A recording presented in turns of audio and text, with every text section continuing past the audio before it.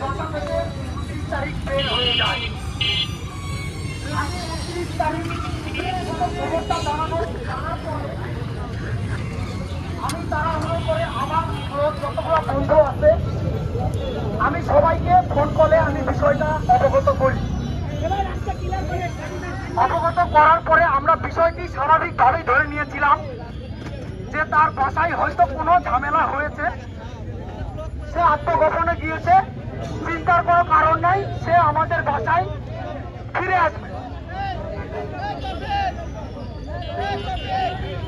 আমরা এই মর্মে 29 তারিখের পরে 30 তারিখ 1 তারিখ আমরা তাকে সকল অনলাইন প্ল্যাটফর্মে, রাস্তাঘাটে, বন্ধুর বাসায়, সে যেখানে যেখানে যাইতে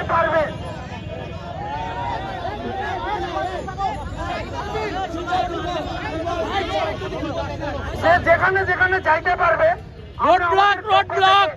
সর্বোচ্চ চেষ্টা করেছি। আমরা আমাদের বন্ধুকে বন্ধুর নাম্বার দিয়েছিলাম, সে সাইবার সিকিউরিটিতে পুলিশের চাকরিতে জব করে। আমরা তাকে ফোন নাম্বার দিই, সে আমাদেরকে তার ট্র্যাকিং নাম্বার জানায়, সে ধারকিতে অবস্থান করছে। এর মাধ্যমে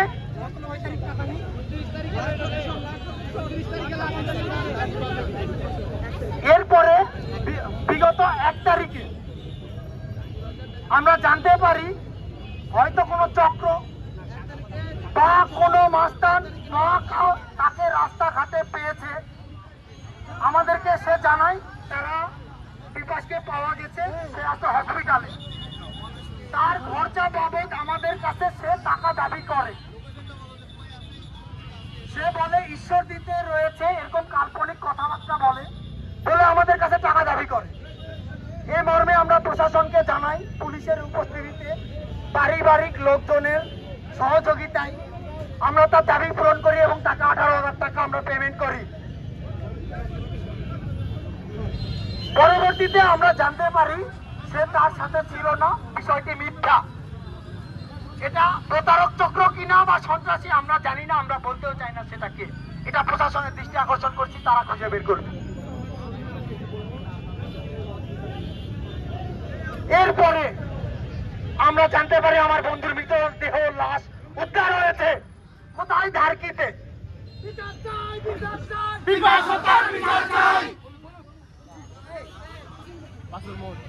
আমি সেখানে যাইতে যাইতে তার লাশ সেখান থেকে উদ্ধার করে ফেলে প্রশাসন। এবং আমি যাওয়ার পরে প্রথম কথা প্রশাসন এবং তার পরিবার বলে যে এটা আত্মহত্যা। আমরা বিষয়টাকে কোনোভাবে আত্মহত্যা মেনে নিতে পারি নাই।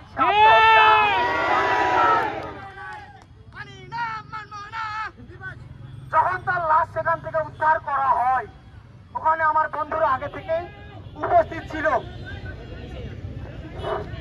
তারা সেখানে দেখতে পারে তার হাতে দাগ ছিল, কথাটা মনে রাখবেন, তার হাতে দাগ ছিল, রশিদে বাঁধা।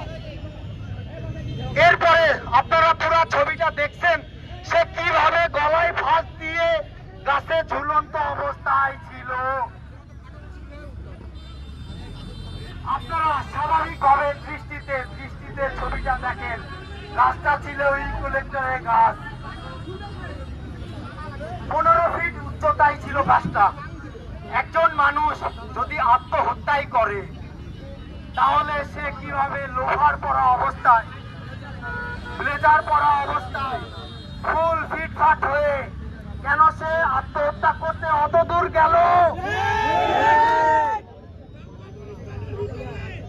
এবং পুলিশ আমাকে বলছে যে আমি যখন পুলিশের কাছে জানতে চাই পুলিশ বিষয়টা কি হয়েছে, পুলিশ আমাকে 30 সেকেন্ডে বলছে যে সে গাছের উপরে উঠছে, নিজেই দড়ি বাঁধছে এবং গলায় ফাঁস দিয়ে সে ঝাঁপ দিচ্ছে। আমরা এই বিষয়টাকে প্রত্যাখ্যান করি।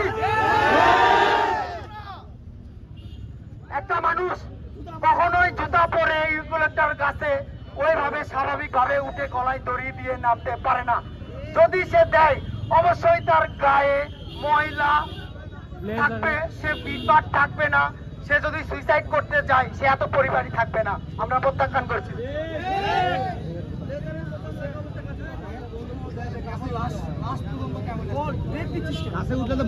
আরে বলুক বলুক বলতে দে।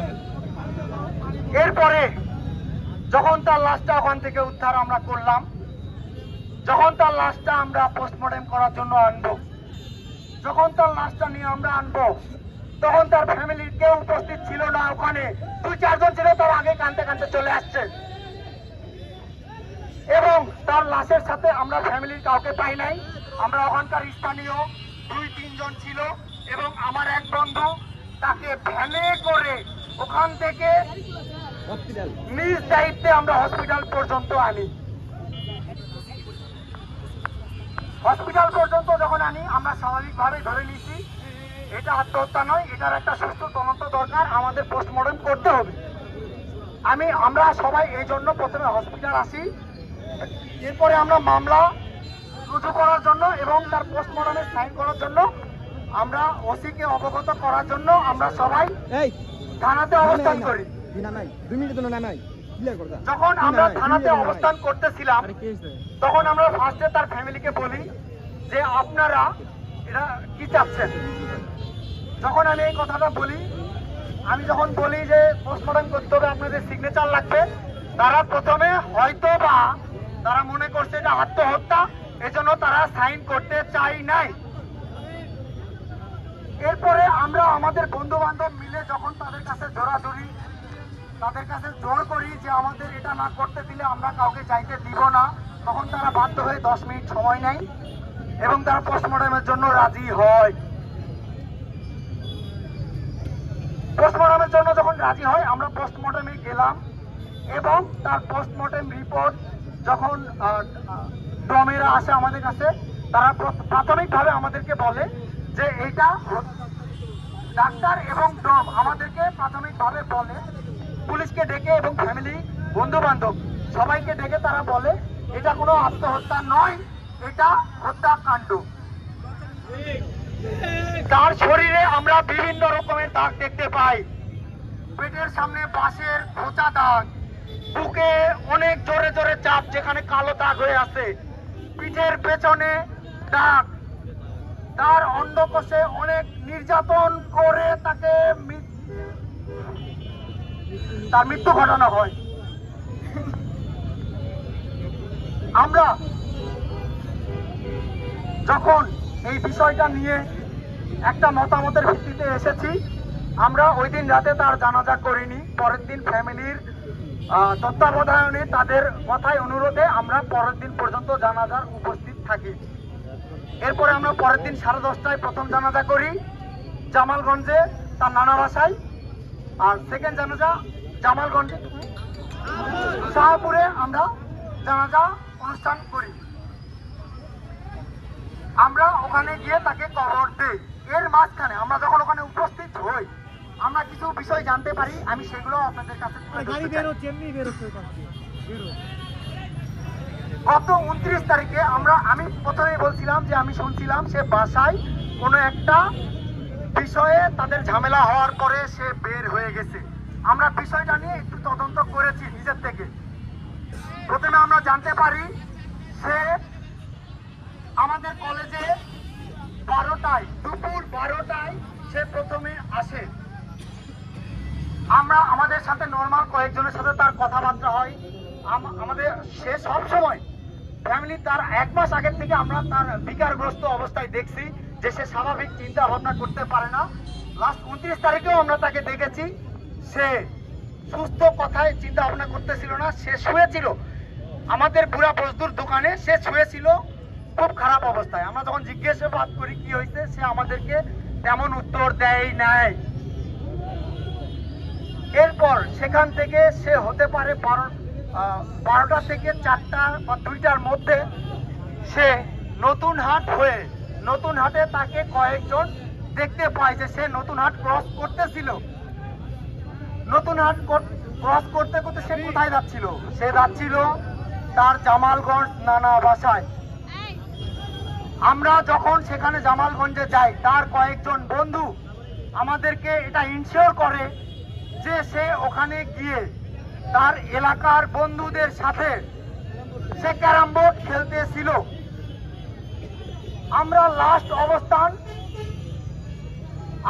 তার লাস্ট অবস্থান আমরা দেখতে পাই তার জামালগঞ্জ ক্যারাম খেলার এখানে।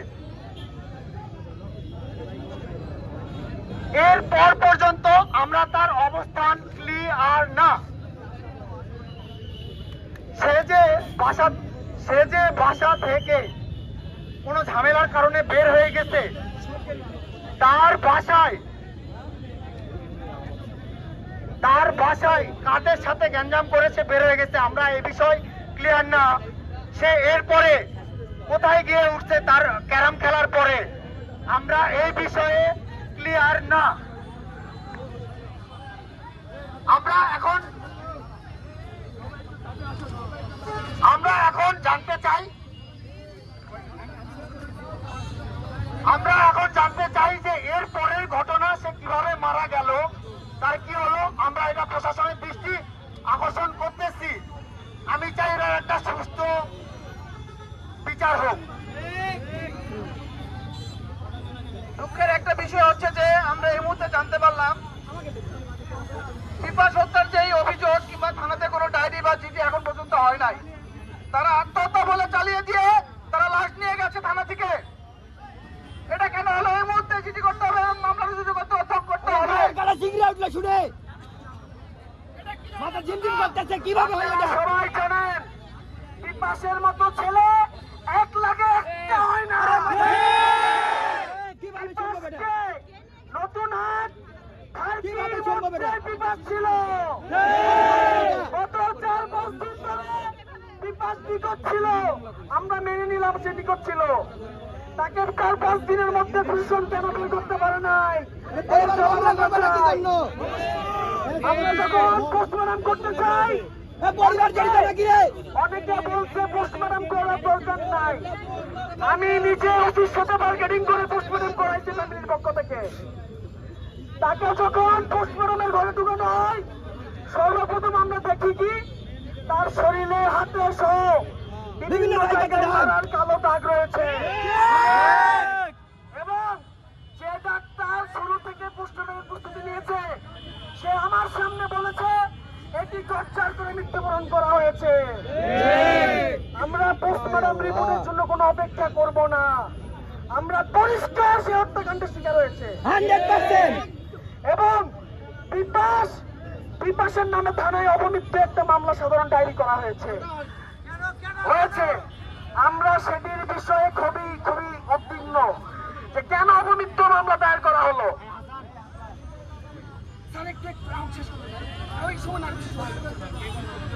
বিপাশকে যারা হত্যা করেছে 2-3 দিন আগে বিপাশকে মারেছে, মারার পর লাশ গুম করে রাখা হয়েছিল।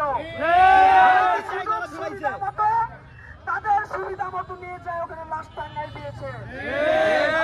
কথা দিনটি স্পষ্ট। তাকে যখন আত্মহত্যা বলে চালিয়ে দিতে চেয়েছে সে তো হত্যাকাণ্ডের শিকার হয়েছে। যারা মেরেছে হত্যাকাণ্ড বলে চালিয়ে দিতে চেয়েছে, সেই হিসাবে ফ্যামিলি মেনে নিতে চেয়েছিল। সেটি কিন্তু করতে দেয় নাই। বিপাশের বিচার দ্রুত সময়ের মধ্যে তদন্ত না করা হলে এর থেকে কঠোর কর্মসূচি গ্রহণ করতে বাধ্য হবে। আমরা এক বন্ধুকে হারিয়েছি, আর কোন বন্ধুকে হারাতে চাই না। বিপাশের মতো ছেলেকে যারা হত্যা করেছে এই দুনিয়াতে বেঁচে থাকা তাদের অধিকার কোনো নাই। বিপাশকে হত্যার শিকার হলো, তারা আবার আত্মহত্যা বলে চালিয়ে দিতে চাইলো। একটা জিনিস চিন্তা করেন, ছেলেটা ছোটবেলা থেকে অনেক নির্যাতিত কষ্ট হবে পরিবার থেকে। আমরা বন্ধু বান্ধবরা জানি তার সাথে কি হয়েছে ফ্যামিলির সাথে, সেটি নিয়েও আমরা বলতে চাই না। তদন্ত করলে বের হয়ে যাবে, কাউকে দোষও দিতে চাই না, কিন্তু কাউকে আমরা সন্দেহের ঘর থেকে বের করতে দিব না। আরেকটি কথা, পোস্টমর্টম হওয়ার আগে থানায় মামলা নিতে হবে এবং এই নতুন হাট ধারকির মধ্যেই সব সন্ত্রাসীদের কাজ এগুলা। তার বাইরে কিন্তু বিপাশ যায় নাই। বিপাশের লাস্ট লোকেশন ছিল ধারকিতে এবং গালকি বাজার থেকে সেখানে পাওয়া গিয়েছে মাত্র 15 মিনিটের রাস্তা। এ থেকে বোঝা যায় এর পিছনে বড় কিছু রয়েছে। যদি তারা ময়না তদন্ত, মামলা তদন্ত কোনো কিছু ব্যর্থ করার চেষ্টা করে, আমরা সেটি রুখে দিব।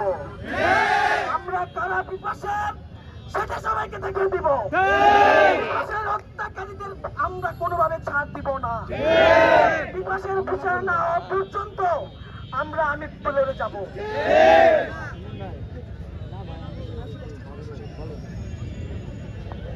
আপনারা জানেন না হয়তো বা অনেক কিছুই, যারা আমাদের ওইখানে উপস্থিত ছিল তারা সবাই এক এক করে সবকিছু দেখেছে এবং আমাদের ছোট ভাইরা কিন্তু এমনিতে এটার পিছনে এত কিছু করে লাগে নাই। আপনারা সিম্পল একটা জিনিস বোঝেন, আজকে আমরা সবাই এখানে, অথচ তার পরিবারের কোনো কেউ এইখানে এত জোর দিয়ে কোনো কিছু করছে না। আমরা এখনো পর্যন্ত আমরা যখন শুনলাম যে আমাদের থানায় কোনো প্রকার কোনো রিপোর্ট এখনো পর্যন্ত করা হয় নাই, এটা সাধারণ কোনো মাথায় খেলে ভাই। এটা কিভাবে সম্ভব? একটা ছেলে কবরস্থ অবস্থায় সে কবর হয়ে গেছে, তারপরে এই জায়গায় এত কিছু হয়ে গেছে। সেদিন যখন লাস্ট লোকেশন পাওয়া গেছে, আমি জানতে চাই প্রশাসন কেন অ্যাকশন নিল না। আমি এইটুকু বলতে চাই, আপনারা যদি এইরকম অবহেলা অবস্থায় থাকেন, দিনের পর দিন জয়পুরহাটে, আজকে এইখানে, কালকে ওইখানে, এই যে বিচার বহির্ভূত যে হত্যাকাণ্ডগুলো ঘটছে, এগুলো আপনারা কেন এরকম করছেন? আপনারা এত বড় বড় পদে বসে আছেন থানায়, আপনারা কেন এই জিনিসগুলো গুরুত্ব দিচ্ছেন না?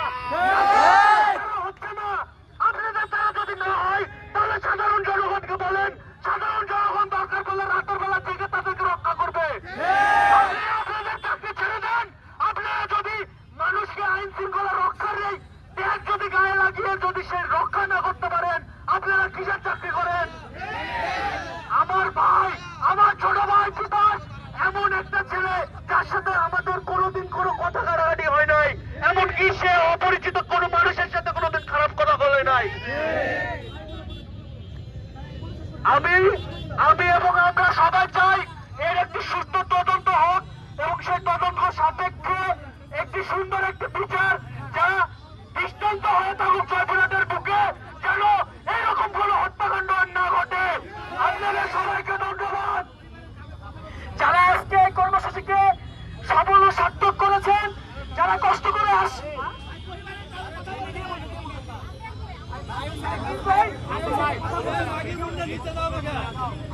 ফ্যামিলির পক্ষ থেকে বিপাশের একমাত্র বড় ভাই প্রিন্স ভাই কথা বলবো আপনাদের মাঝে অল্প সময় মধ্যে। আমরা দ্রুত শেষ করতে পারি, অল্প 2-1 মিনিট।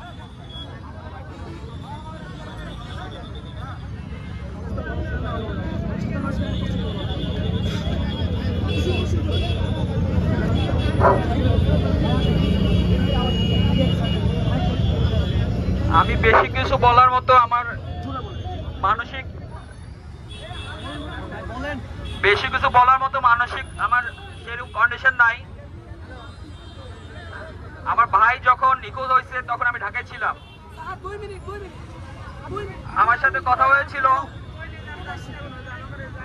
আমাকে বলতেছিল ভাইয়া, আমার ফোন দিয়ে বলতেছিল, আমি বলতেছি যে ভাই বল, বল এমনি ফোন দিলাম, ঠিক আছে।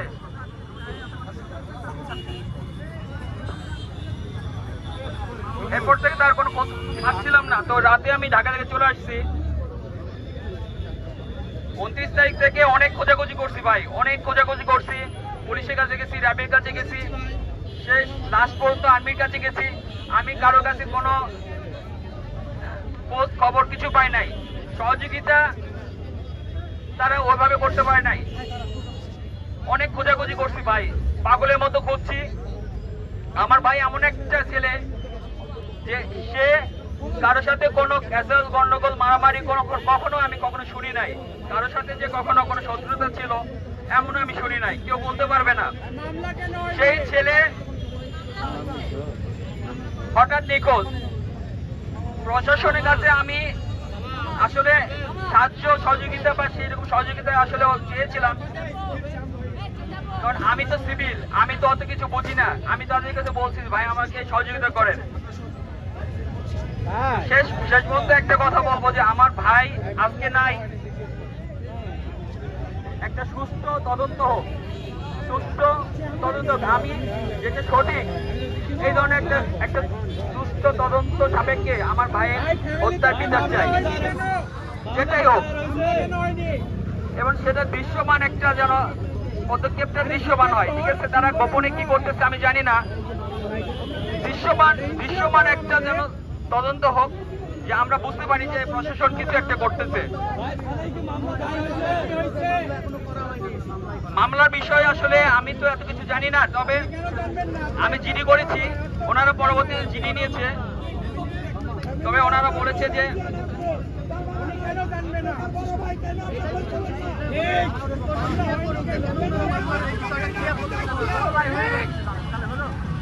আমি প্রশাসনের দৃষ্টি আকর্ষণ করে বলতেছি যে দ্রুত একটা কিছু করেন, আপনারা দ্রুত একটা কিছু করেন, আমি সুষ্ঠু তদন্ত চাই। এই আমার ভাই কবরে! কেন বাইরে? আমার ভাই কবরে! ফাঁসি ফাঁসি ফাঁসি চাই! বাসত্তর ফাঁসি চাই! প্রিয় বন্ধুরা, সহযোদ্ধারা যারা এসেছেন তাদের সকলকে আমাদের বন্ধুদের পক্ষ থেকে আপনাদেরকে ধন্যবাদ জানিয়ে আমাদের প্রোগ্রামটি আজকে এখানে শেষ করছি। প্রশাসন আমাদেরকে কথা দিয়েছে সুষ্ঠু তদন্ত করে এই হত্যার বিচার তারা করবে, যদি না করে আমরা এর বিরুদ্ধে রাজপথে ব্যবস্থা নিতে বাধ্য হব। সবাইকে ধন্যবাদ। আল্লাহ হাফেজ।